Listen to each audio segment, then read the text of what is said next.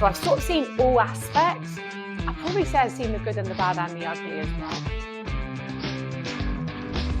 I believe as well that a lot of the problems that small business owners face can be solved by the industry as a whole by sharing information. So I thought, right, I'm going to build a platform that does that. So I think at the end of the year, I'll look back and go, yeah, that was a big year, and we did it. Welcome to today's episode of I'm Fine But. I'm here with Krissie. Welcome to the show. Thank you, Rose, for having me. So excited. So tell me, or tell our listeners, who you are and what you do. So I'm Krissie Monaghan, and I am a business strategist, specifically working in the children's activity space. Yeah. That's what I've been doing for the last 14 years. But I'm a big champion of all class business owners because of the impact they have at a local community. So for me, it's all about the unseen heroes who are out there every single day delivering classes, be it adult classes, fitness classes, children's, babies. And it's the impact they have on those families and their communities that I believe that is unseen for years. So when you look back at when you probably started, I was at a local athletics club. They were like my family for a big period of time. And they've had a massive impact on my family and my life. And then it's the same with my children who go to clubs right now, Stagecoach and everything else. It's that impact that I feel is unseen and that I'm championing. Yeah. And it's also the local economy because they bring a lot of money into local areas, hiring venues and all of that. So yeah, for the past 14 years, I've worked specifically in the children's space. And then now we've created a platform to recognise all class business owners, which is called the Class Business Awards. So exciting. And it's a huge thing that you're doing. It's like a mountain that you're going up. When you said that you're doing it, like, oh, this is going to be massive. Yeah. So basically, obviously, for years and years and years, people have always asked me, when are you going to organise your own awards? I've entered awards for years because I believe they're great for business. They're great for reflecting on what you've done over the last year. They're a great marketing tool and also a great visibility tool to get your business seen, heard. Now, I franchise my own business like you were in franchising. For 9 years, I was a franchisor, and we used awards strategically to strengthen our credibility in the space. So I've been to many awards over the years. I've been a finalist, I've been a winner, I've been a judge. So I've sort of seen all aspects. I'd probably say I've seen the good and the bad and the ugly as well, because there's obviously different things that are out there. So when I looked at pulling together the awards program, I was like, I wanted it to be different. I wanted it to not be a one-day event because I was like, that's not really going to serve me and the work that I wanted to do. So what I did is I came up with this concept that we would interview our sponsored partners, we would interview the judges, we would randomly pick people to be interviewed who are applying for the awards so they could share their story. And then we would interview all of the finalists as we go throughout the year. So it's like a 12-month campaign of storytelling. And the reason I thought this would be the most impactful way for business owners to learn, and it's already doing that, because what's been really interesting is because before I would have been like interviewing maybe one person. So like me and you'd had an interview and we would share that with the audience. Now, because of the volume of people we're interviewing, my audience and my clients are able to pick which bits and which interviews they want to consume, and they're getting the information that they need in order to help grow their business. Because I believe as well that a lot of the problems that small business owners face can be solved by the industry as a whole by sharing information. Not gatekeeping it. Yes, not gatekeeping it. So by us interviewing people and getting them to share their story of what they've done and how they've started and grown and what local impact is, I know it will unlock levels for other business owners. Because you do look at people doing similar things to you. You know, you've gone to other awards to learn. And that's what, again, these interviews are. The other business go, oh, she does something similar to me. I'll listen to that interview and see what she's got to say. So it's this whole ripple effect of visibility that you're creating for the people who are applying, everybody that's involved in it. And that's already having an effect, because I've already had clients commenting on my social media posts going, there was just so many golden nuggets. Now, if I'd stuck to the normal business plan, which would have been like maybe one interview a month, like 12 months, they would have maybe got that information over, in month 9. Now they're getting it in month 1, which means we can just speed up the whole like growth for those local business owners. So the ethos is, it's all about a year of storytelling, a year of movement, a year of showing the impact that class-based business owners can have and are having every single day in the local communities. And we're looking to use PR to get the message out there. And my role at the minute is I'm looking to, I'm going to lots of events to champion what we're doing. So people start going, I didn't even think about that. Because people just go to classes and they just treat it like their weekly routine. And you do have, I've got people that I see that the children are in year 6 and they used to come to my classes and they're like, oh, it was my favourite day of the week, you made my maternity leave. And it's that you don't always realise as the class owner how much impact you're actually having. And it's massive. Yeah. It's huge. It is. And it's just not really celebrated in the UK. So I thought, right, I'm going to build the platform that does that. It's not there, you've got to build it. No, you've got to build your own stages. So if you're like, if you're trying to get yourself visible and get yourself out there, like as a local business owner, and you're struggling to like do the things that you want to do, then create your own platforms and stages. But think about how you can do it in a different way that's going to resonate, that's going to get the impact that you want. So I was also very cautious that I wanted to make sure that whatever we built fit into the whole ecosystem of the business that I'm building, because I'm building the Class Business Academy, which long term is about making business education accessible to everybody. So it's that whole, not the gatekeeping.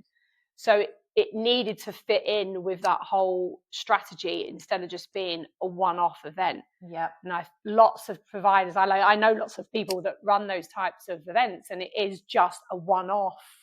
Once a year, get together, get your glad rags on and celebrate. Whereas I was like, that's not the way I want to build things, because we just need to make, if we can get it working cohesively together, then it can create the impact that I want to have. And I'm in the phase of my life in business where I want to leave legacy. So I'm not really interested in one-off things. And how many interviews are you doing? Well, I think over the course of this year, once we get through it all, it's going to be probably 200 something interviews, which is a lot. And I did not appreciate it. When I was like, I'll do that. But every time I interview someone, I'm fascinated by their story about how they got started, like what they do, and just the work that they're doing and the impact that they're having at their local areas. And so it's fascinating doing all the interviewing, and it is hard and it will be tough. But my ultimate aim is that when we get together on the 10th of October, that I know everybody in the room, so they feel seen and they're not just someone who's a finalist. I've been to events before and I'm like, I don't know anybody in this room. And it's so nice when you're like, oh, I've spoke to you first, or I recognise that person, or we've already had a conversation, and it's building that network, isn't it? Totally. And we'll know their story. And then so will the other finalists. So instead of just seeing like, oh, that's who I'm up against on the finalist, they'll be like, oh, wow, like, look at this person who did that. And I've got people like her clients who have been through like one client went through breast cancer. She ran her whole business while she went through treatment, like 18 months. And I kept saying to her, you need to tell this story, because like the things you did, I don't think I could have done, but she did it. And I said, then there'll be someone out there who may be going through something similar, who doesn't know like what's to come for them. And you've got a story to tell. And I got her to apply for awards, and she went on to win that award, because I was like, I just knew that I was like, that's a story that people need to hear. And so, if we can just get people's stories and they can share, I guess it's just going to have this massive ripple effect. And we love stories, don't we? Well, that's how everyone connects, isn't it? Storytelling. And particularly in the world of AI right now, like you've got to know like trust factor, and the lubrication is the storytelling, because no one's lived your life, but like you've got all your lived experiences, I've got my lived experiences. That's our human advantage in terms of our marketing going forward. Yeah. Because we already know we don't know what to believe is true now when we see stuff like, is that real? Is it not? And that will stand the test of time forever. I think storytelling will always work. And that's where I believe marketing is going. Yes, definitely. I agree with you on that. So you started out in the children's class activity sector. How have you opened these awards out to other classes? Right. So when we built the awards, I was really conscious I wanted to make sure it was business awards. So although we've got some categories like Children's Activity Provider of the Year, we've got Adult Class Provider, we've got Studio, I wanted to make sure that the awards were inclusive to all business owners that were running classes, be it if you're running, sewing class at your local village hall to running a Pilates class, that they could apply for, like, say, Business Growth of the Year, because it's all of the evidence is based on stuff that you've actually done. Yes. Yeah. So I didn't want to categorize people. I mean, we've got, like I said, we've got some specific categories, but we widened it up to be like Content Marketing of the Year, Powerhouse Business of the Year, who may be scaling through locations and franchises or licenses or independents. So we've opened it up so we can include adult provision alongside the children's activity provision. And I do think classes are more important now than ever, because we are all sat with our screens.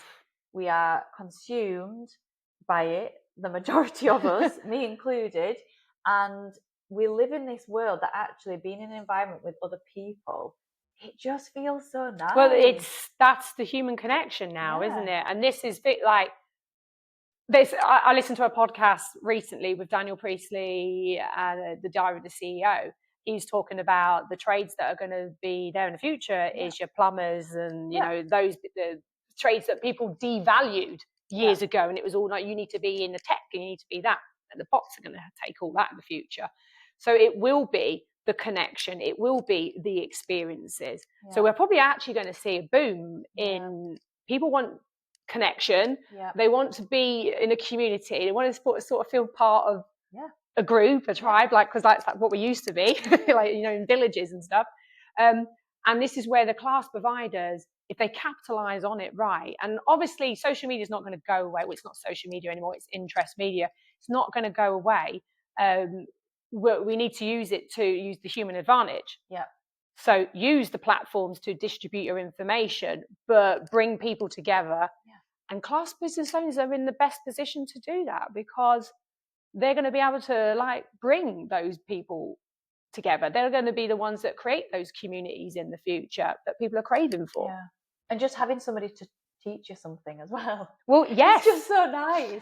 You can do an online course for pretty much everything, and you can find a YouTube video, but just actually having somebody to show you and teach you. Yeah. Nothing can replace that. No. Yeah. And you need, and I had my athletics coach I had for years and years and years. And you don't replace that one-to-one contact. And like you said, you could do the stuff online, but it's not the same. No, it's 100%. Not the same. So what do these awards mean for you personally? For me, I just want to see the sector recognise, and I want to showcase impact. And I just want to celebrate people's success. I'm a big champion of helping business owners grow, and it's grow to whatever you want to grow it to. Because some people are chasing big dreams, and some people I just want to earn enough money to pay the bills and support my family.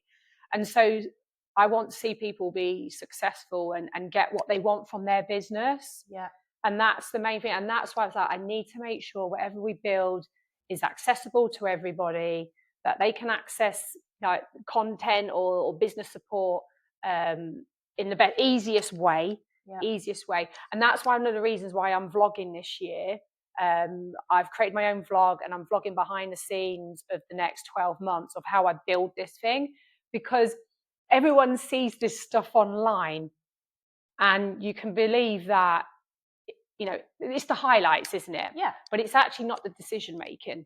It's not the ups and downs. It's not the roller coasters. It's not the disappointments and the highs. So I've been documenting this year, like, okay, let's show other people how this thing actually works, how I build it, what decisions do I need to make. And I'm already learning through that process, and I'll be sharing that with other people in the future. And again, it's so they can see, oh, actually, I can do it too.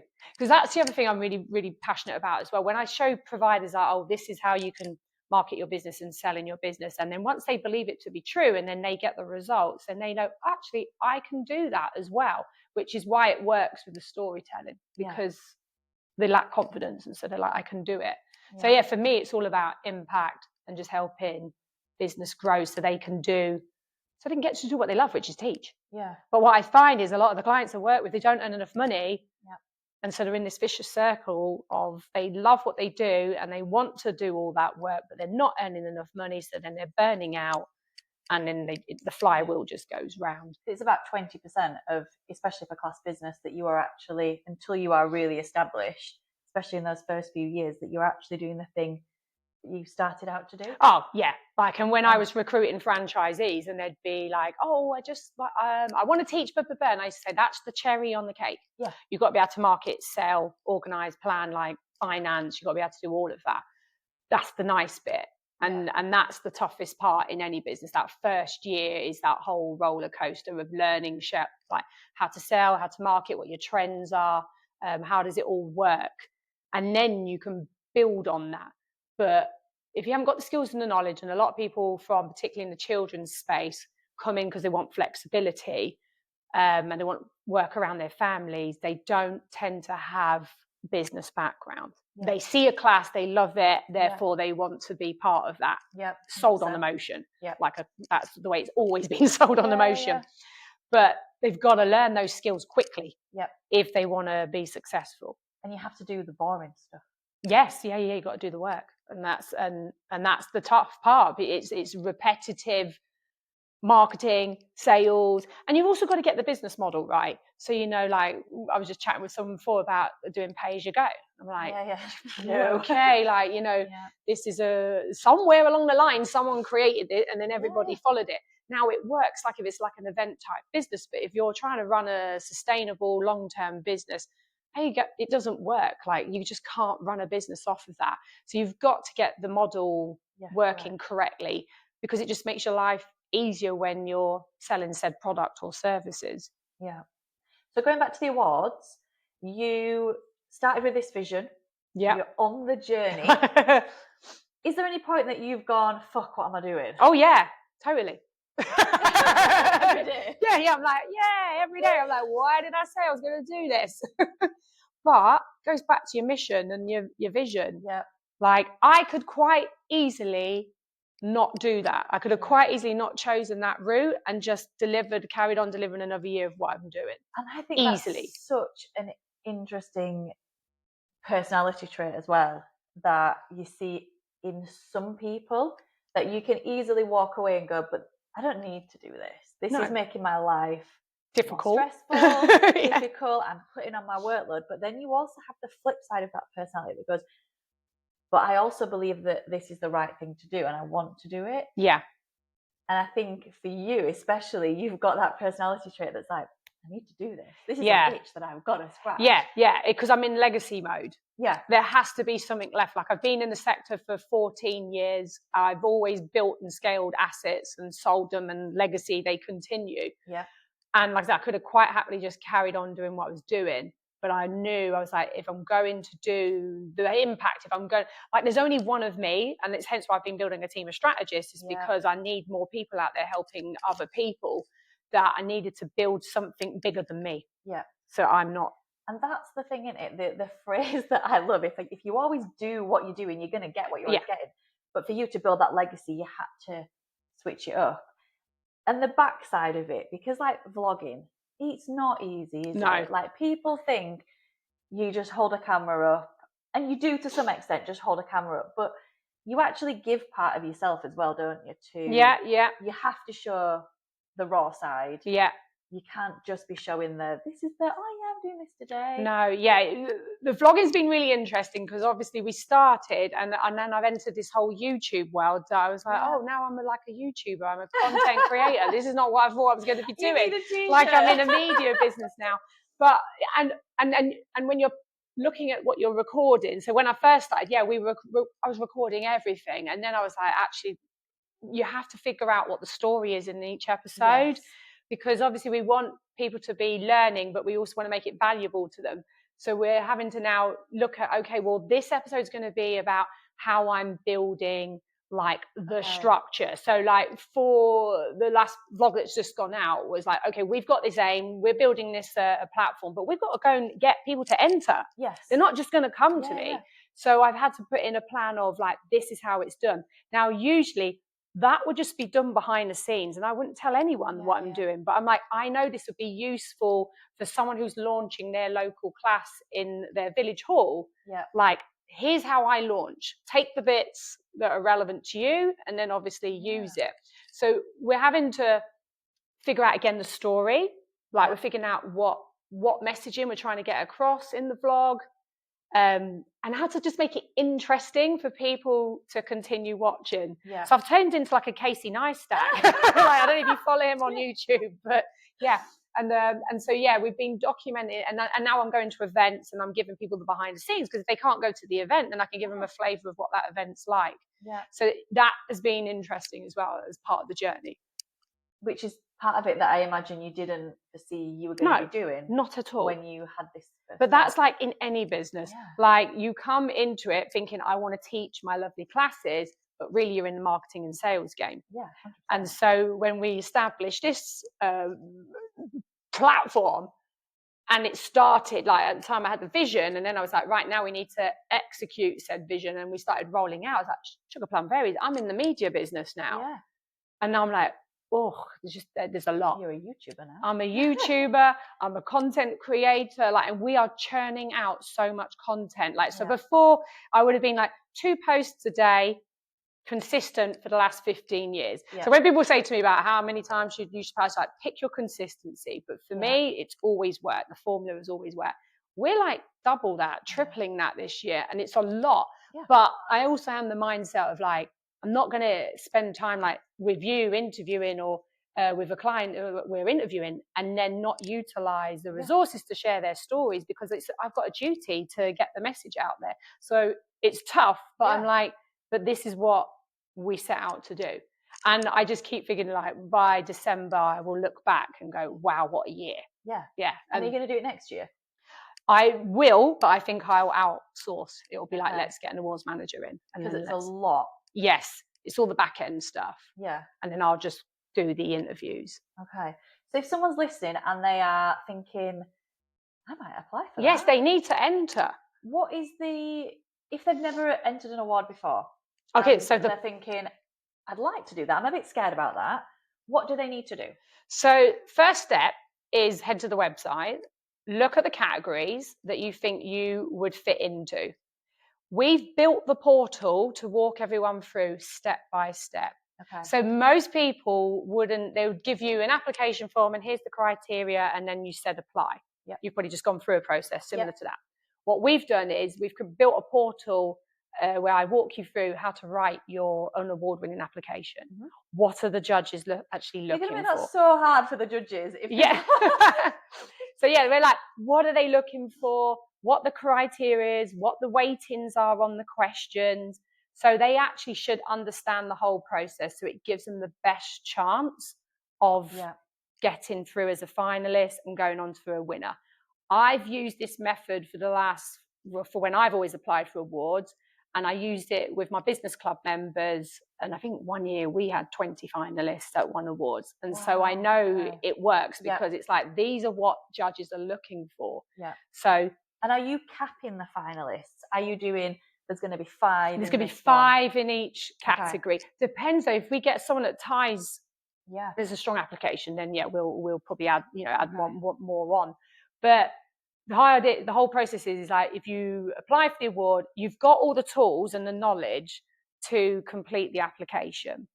And what I love about doing awards applications is that you can look back and see actually what you've done. Yeah. So you can actually, first of all, celebrate your success, because we're very bad at looking back and thinking, actually, I've done a heck of a lot last year. Like, look what I actually achieved, because we're always trying to strive for the next thing. Yeah, it's reflecting, isn't it? Yeah. Going, actually, in the last year, I've done shitloads. Yeah, I've done so much work. I've achieved so many great things. I've had a massive impact on like my community. I've got testimonials and reviews, and all of that is marketing. Yes. All of it can be used and repurposed for their marketing.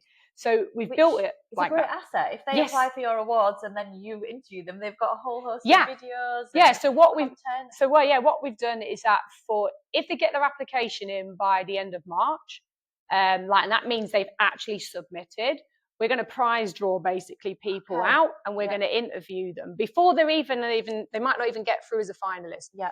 But they will get selected. They'll get interviewed so they can share their story, and so we can obviously get the ball rolling with obviously the impact.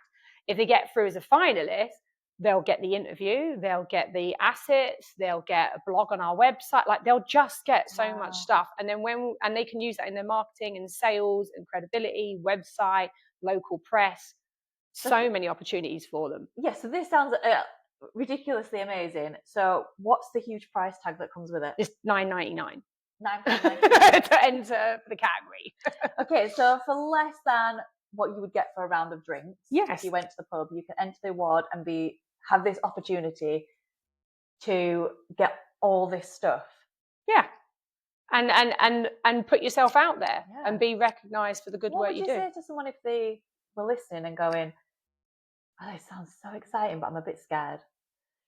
That you've got to be in it to win it, as I always say. Even if you don't win, your business will. Yeah. Like I've always said that. I've been to loads of awards, I did not win. Yeah. But my business did, because I got my photos, I got my images, I got the opportunity to promote on the socials, I got an opportunity to email my list, I got the logo on the website. Awards are great for building credibility and trust with your audience. Yeah. And that's a great way to think about it, because I went to one last week and it was the Female Boss Power List. And I took my husband with me and I was really excited. And I was a little bit disappointed that I was like, oh, I made the finalist. But then I was like, do you know what? The woman that won, I was like, she deserved to win. Yeah. Like, she totally deserved to win. And just being in the room. Yeah. And being a finalist. That's the other thing. If you do that and then you connect with people. Yes. So if you use awards as strategy, it can get you more contacts, networks, partnerships, collaborations. From that one day, we've now got 3 different collaborations that are going to happen. There you go. And that wouldn't have happened if we hadn't been in the room. Yeah. And that's everything. Once you got nominated and you've got your badge for nominating, and you start sharing it on the socials and you see other people sharing it, that's your chance to connect with those people as well, build those relationships in the local areas. So even before you get to the actual event, you've already made connections with people. And you just got to use it strategically. And I think one of the things most people do is they just see it as an award and go, oh, I'll apply, oh, I didn't get through, and then that's it. Oh, awards are rubbish. It's like, no, you just didn't use it as a marketing tool. Yeah. And I have an amazing colleague called Emma Hewitt. She's an awards advisor. She's working with us on this project. And she works with a lot of businesses one-to-one to help them with their awards applications, to guide them, because she's, a massive advocate of how to use it strategically instead of just seeing it as, I'll just apply and then nothing happens and it's a one-off. And that's what, and that's how so we've built the portal so it makes it as easy as possible for people to enter. Yeah. And if they have any questions, they can ask us. I've already had people asking questions and I'm like, that's cool. Just, fill it in. Tell your story. That's what we want to hear. We want to know what you've done. And how are these going to be judged? Is it public votes? Oh, right. No, we have a team of about 20 judges. Okay. Yeah. And the judges are not specific to the class business sector. They are all different walks of life, business. Yeah. So we've brought on, they've been recruited, like we've targeted them to come and join us on this mission. And they'll be allocated categories and they will have scoring criteria. And this is the thing when people write applications. So I'm going to give like hints now, and I do this in the training anyways. Like if you write one sentence and you don't use your word count, like which is like 500, you will not get scored, and that means 499, please. Yeah, and then you're out. You're out already. If you copy and paste stuff and don't actually take any time to read the question, you will be out. Like, and that's how it works, because I've judged wards and I've gone through them going, they've not even answered the question. And the other thing they make mistakes in is they start telling them, like, they start saying, oh, they've done this, but they haven't actually said what they've achieved. So like, oh, we've done this. And I'm like, and again, you can't. More detail. No. And then you've got another person who's written, it's like, we've done this and it achieved this result, this impact. And then you're like, well, they get the better score because it's done on like weightings. So you get scored. And so I find what happens is people leave award applications to the last minute, and then they're rushing and then they don't answer it properly. And I tell you, and I did this interview with Emma, and I said, I tell you what, it's a kick in the teeth when you get to the finals, you see someone win that you know you're better than. And you're like, I should have actually spent some time on that application. So when you get disappointed. Need to get their applications in for? By April the 30th, midnight. That is 10 p.m. because some people are like, oh, that's like midnight. Yeah, midnight. Okay. Yeah. So we're going to try and get this episode out on the 29th of March. Perfect. So there's plenty of time then. Yes. If they lock in, pick the category, enter, like so they can get into the portal. Then they can see the questions and start preparing. 27th of March. That's the Friday. We come out on a Friday. So 27th of March. So they've got plenty of time to lock in, to really look into the portal. Look at the questions. Read the questions. And prepare their answers. Perfect. And we'll put all the links in the show notes. Yeah. If we've got somebody who is listening or watching and they're thinking, oh, I'd love to do a big event like that. I'd love to get my teeth into something and create my own space. What one bit of advice could you give to someone? I think I think it's looking at how you can build it into your whole business model. Don't create something for just the sake of creating it.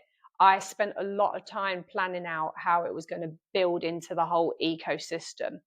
The other thing you need to think about is also how are you going to, because it's a big project and in essence you're running like two businesses at once, how are you going to backfill work while you're building platform? And so, but the first year I feel like is the pain part because you're building everything from scratch. Once you've got the blueprint, then that's what I'll be doing. I'll be outsourcing and being like, right, I need an awards advisor who will manage strategic partnerships, sponsorships and everything else. But the first year I feel like you do have to do it because you need to understand how it all works you got to do before you hand it off to somebody else to do it. So that would be my advice, is like, look at it strategically of like, what is it going to do, why you want to do it, and how is it going to work that it's going to have some legacy and impact. And also the other thing I would say is, like, I've been to events before, like, so say for example we're booked in for events. They've collected no details on us whatsoever, so they have no knowledge about who I am as a business owner, what money I earn or anything. So I would also be like, look at like how you can get information on your attendees or people being involved in it, so then you know who you're talking to, because at the end of the day you could be like sitting on someone who's got making 6 figures plus who are ready to invest, but if you don't know that and you don't know what their pain points are and challenges are, then you can't like build it into your work. And I think that's a trick that most event organizers miss. They just sell tickets.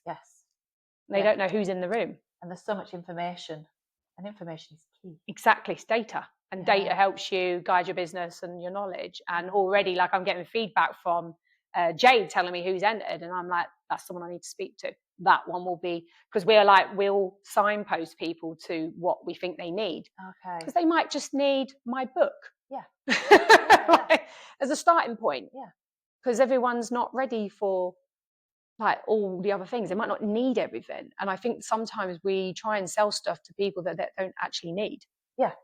Sometimes they just need the most basic things to begin with. And then they progress. Down the road they come find us another. So that would be my advice, is look how you build it into your ecosystem, into your business model, and look at like how you use information and get to know your client, like the people that are attending, so at least you know who you're talking to. And then finally, the awards, the actual day. How is that going to be structured? Right, so 10th of October, down at the National Conference Centre in Birmingham. Yep. So yeah, we didn't go small. We went, let's just go and get the biggest place we can find. Yep. and so we got it there. We're going to do business breakfast morning, which is going to be for all the sponsors, judges, and finalists. So that's, again, an opportunity for everyone to connect, network. That's going to be from 10 till 1. We're going to have guest speakers throughout the day, which are going to be hand-selected, so we can make sure it actually meets the needs of the audience, because if we know what they need, then we can tailor it. Yeah. And then we're going to flip the room, and then from 6 o'clock, it will be the black tie event. I'm excited about that. I just want to get dressed up. Everyone wants to just get all the glad rags on. And then that will be the time when you can just relax, and then we'll have a week off afterwards. I think it might be more than a week off. I'll just be like, and relax. Yeah, to the end of the year. That's so exciting. And it's such a huge thing that you're building. Do you ever sit back? I know I said it was the last question, but do you ever sit back and just go, wow, look what I'm doing? I think I will do at the end of the year. Because at the minute, when you're in it, you're not appreciating it. But I think at the end of the year, I'll be like, wow, this will probably be one of the biggest things I've built. I'm so used to working on my own, like as a solo, like I was a franchisor, you worked on your own and you had your team. And then I've worked on my own for the last 4 years. Whereas now, you've got strategic partnerships that you're having to manage, sponsorship relationships, and it's a whole different ball game. So I think at the end of the year, I'll look back and go, yeah, that was a big year, and we did it. Huge thank you to Krissie for joining me on today's episode of I'm Fine But. Now, if you want to connect with Krissie, you can go across and find her on Instagram at Children's Activity Business Club, and you can find out all about her awards at the website www.theclassbusinessacademy.com. I'll pop all the links in the show notes. Make sure you head across and connect.